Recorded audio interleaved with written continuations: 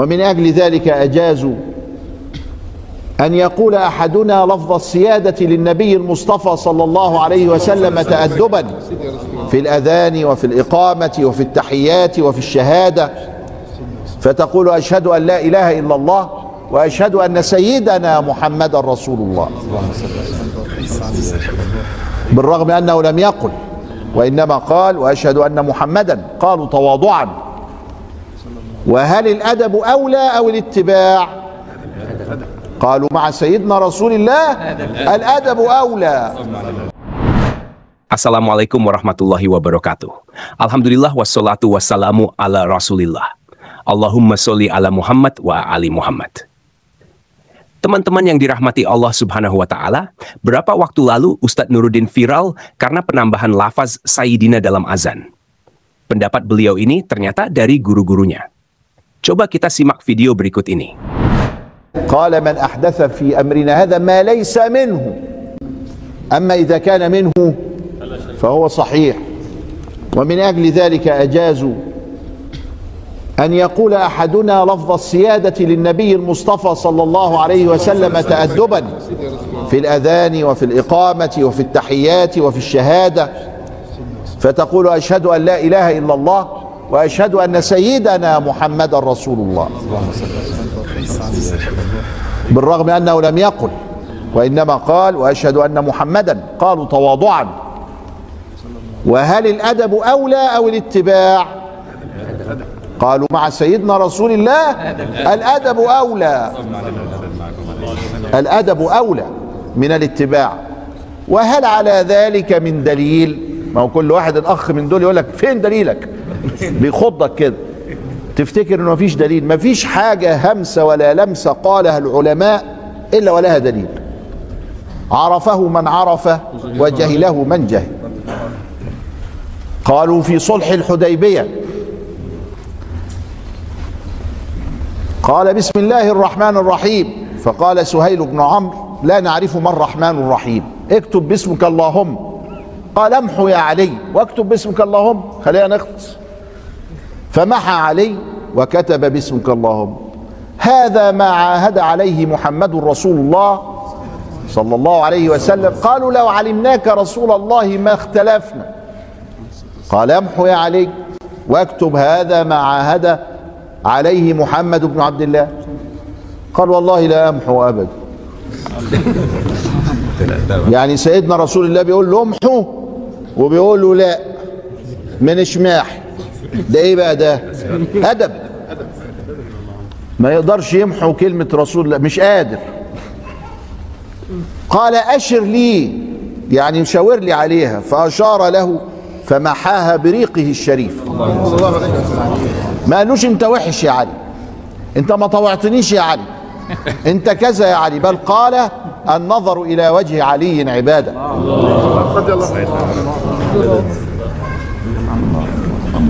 وألف فيها الشيخ عبد العزيز بن الصديق كتاب الإفادة في تصحيح حديث النظر إلى علي عبادة، جمع فيها طرقه. إذن جاء النبي صلى الله عليه وسلم وخرج إلى الصلاة وأبو بكر يصلي بالناس، فعرف أبو بكر ذلك في الحديث طويل فتأخر، فقال مكانك يا أبا بكر، بيأمره اثبت مكانك، فأبى. يبقى مرضيش اهو تأدبا. بعد ما خلص من الصلاة صلى رسول الله وصلى أبو بكر بصلاته وصلى الناس بصلاة أبي بكر. قال ما منعك أن تفعل إذ أمرتك؟ قال ما كان لابن أبي قحافة أن يتقدم رسول الله صلى الله عليه وسلم. يبقى الأدب مقدم على إيه؟ على الاتباع، علشان الأدب ده جاي من الرحمة، والرحمة تولد إيه؟ الحب. ولذلك قال ليس منا من لم يوقر كبيرنا ولم يرحم صغيرنا. Teman-teman yang dirahmati Allah subhanahu wa ta'ala, kalau kita lihat video tadi, penambahan kata Sayyidina bukan dilandasi dengan hadis Nabi atau perbuatan sahabat ketika azan, tetapi alasannya boleh untuk memuliakan Nabi Sallallahu Alaihi Wasallam. Padahal, kalau kita lihat, syariat lafaz azan ini dari dulu tidak pernah berubah. Coba kita dengarkan penjelasan Ustadz Khalid Basalamah tentang pertama kali syariat azan. Kita simak bersama videonya. فبأي آلاء ربكما تكذبان. Dari Ibnu Umar, kata penulis ini, awal mula azan radhiyallahu anhuma, ia berkata, ketika kaum muslimin tiba di Madinah, mereka pun berkumpul.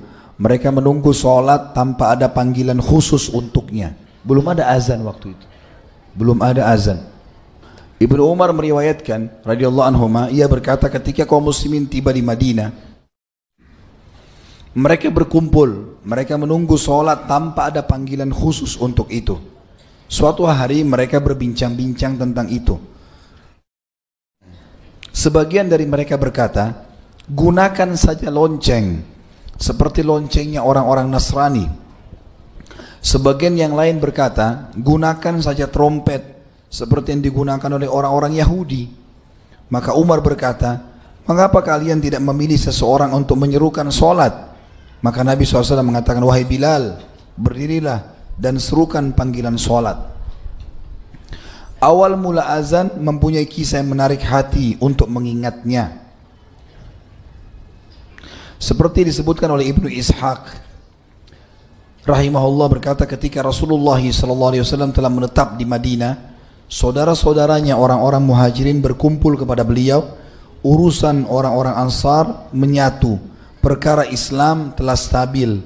Jadi maksudnya muhajirin sudah aman, tinggal bersama Nabi di Madinah. Di Mekah nggak ada lagi orang yang muslim, diselamatkan semuanya. Di Madinah urusan Ansar bersatu. Maksudnya sebelum Islam masuk ke Madinah, Aus dan Khazraj yang nanti digelar dengan Ansar dalam Islam dulu berperang. Karena orang-orang Yahudi, 3 suku Yahudi di Madinah, Qainuqa, Nadir dan Quraidah, ini mengadu domba Aus dan Khazraj supaya perang terus nih. Tapi setelah Islam datang nggak ada lagi permusuhan di antara mereka. Dan perkara Islam sudah stabil, sholat ditegakkan, zakat diwajibkan, puasa ditetapkan, hukuman had, pencuri dipotong tangannya dan yang sejenisnya ditegakkan, yang halal dan yang haram ditetapkan. Islam bersemayam kokoh di antara mereka. Orang-orang Ansar adalah orang-orang yang telah tinggal di Madinah dan mereka telah beriman. Ketika Rasulullah SAW tiba di Madinah, kaum muslimin berkumpul kepada beliau untuk menunaikan sholat ketika waktu hampir tiba, tanpa ada panggilan khusus. Ketika Rasulullah SAW tiba di Madinah, beliau berniat menggunakan trompet seperti trompet orang-orang Yahudi yang mereka gunakan dalam rangka memanggil sholat. Tetapi kemudian Nabi SAW tidak menyukainya. Kemudian beliau memerintahkan membuat lonceng. Lonceng ini dipahat agar bisa dipukul sebagai tanda bagi kaum muslimin bahwa waktu sholat telah tiba. Ketika itu akan dilakukan dan belum sempat dipakai lonceng ini, baru dibuat lonceng itu, tiba-tiba saja Abdullah bin Zaid bin Tha'labah bin Abdur Rabbi, salah satu sahabat dari Ansar, dari Bani Al-Harith bin Al-Khazraj, Khazraj suku asli Ansar, bermimpi tentang azan. Lalu dia datang kepada Rasulullah SAW dan berkata kepada beliau, wahai Rasulullah, tadi malam dalam mimpi seseorang mengelilingiku. Seseorang laki-laki melewatiku, dia memakai 2 kain hijau dan membawa lonceng di tangannya. Aku berkata kepadanya, maksudnya Abdullah radhiyallahu anhu mimpi yang melihat ini, wahai hamba Allah, apakah engkau mau menjual lonceng ini untukku? Dia bertanya, apa yang akan engkau lakukan dengannya? Maka aku berkata, kami menggunakannya untuk memanggil sholat. Maka orang itu pun mengatakan, maukah engkau aku tunjukkan yang lebih baik daripada lonceng ini? Aku bertanya, apa itu? Lalu orang itu mengajarkan kepadaku Rasulullah kalimat, Allahu Akbar, Allahu Akbar, Ashhadu an la ilaha illallah, Ashhadu an la ilaha illallah, Ashhadu anna Muhammadar Rasulullah, Asyhadu anna Muhammad Rasulullah, hayya 'alas salah, hayya 'alas salah, hayya 'alal falah, hayya 'alal falah, Allahu akbar, la ilaha illallah. Ketika Abdullah mengabarkan kepada Rasulullah SAW, beliau langsung bersabda, innaha la ru'ya haqq, insyaallah faqum ma'a Bilal fa'alqaha alaih. falyu'adzin biha fa innahu anda sautan minka. Sesungguhnya ia adalah mimpi yang benar insyaallah. Berdirilah kepada Bilal dan ajarkan dia lafaz azan itu agar dia yang azan, karena Bilal lebih nyaring dan lebih bagus suaranya darimu. Ketika Bilal mengumandangkan azan, Umar bin Khattab dan para sahabat yang lain terbangun dari tidur, kemudian mereka menuju ke masjid. Lalu Umar berkata kepada Nabi SAW, wahai Nabi Allah, demi zat yang mengutusmu dengan kebenaran, sungguh aku juga bermimpi seperti ini. Maka Rasulullah SAW mengatakan, segala puji bagi Allah atas semua itu. Dan ini hadis diriwayatkan Abu Dawud nomor 499 dalam Kitabus Shalah, dan Al-Bukhari juga menyebutkan dalam Khalqu Af'alil Ibad halaman 448. Ad-Darimi menyebutkan nomor 1187, dan masih banyak yang lainnya, di antaranya Ibnu Khuzaimah, Al-Baihaqi semua menyebutkan, dan juga Az-Zahabi mensahihkan hadis ini, juga An-Nawawi meriwayatkannya. Yang jelas hadis ini menceritakan tentang historinya. Awalnya belum ada azan. Lalu kemudian Nabi SAW tadinya mau mengikuti Yahudi dan Nasrani, tapi belum sempat, maka Allah berikan petunjuk melalui mimpi sahabat yang mulia Abdullah bin Zaid bin Tha'labah radhiyallahu anhu. Di sini juga pelajaran teman-teman sekalian, kalau orang yang azan walaupun fadilahnya besar sebagaimana kita akan sebutkan, juga ada syarat-syaratnya. Orang yang azan suaranya lantang, suaranya bagus, penyebutan lafadznya benar. Jadi bukan hanya sekedar mengejar fadilahnya, karena fadilahnya besar sekali. Nanti akan kita sebutkan dalam pelajaran kita. Dan nanti akan ada manaqib, kelebihan atau keutamaan Bilal, kemudian ada durus wal ibar, pelajaran-pelajaran yang bisa kita ambil gitu. Teman-teman yang dirahmati Allah Subhanahu wa Ta'ala, Masya Allah, Ustadz Khalid Basalamah menjelaskan bahwa sebelum azan disyariatkan, kaum muslimin di Madinah berkumpul tanpa panggilan khusus untuk salat. Mereka sempat mempertimbangkan lonceng seperti Nasrani atau trompet seperti Yahudi. Umar bin Khattab mengusulkan agar ada seseorang yang menyerukan salat. Lalu Nabi Muhammad SAW menunjuk Bilal bin Rabah untuk mengumandangkan azan. Abdullah bin Zaid bermimpi diajarkan lafaz azan oleh seseorang berpakaian hijau. Nabi SAW mengakui mimpi itu sebagai wahyu dan memerintahkan Bilal untuk mengumandangkannya karena suaranya lebih merdu. Umar bin Khattab juga bermimpi serupa, menguatkan petunjuk dari Allah.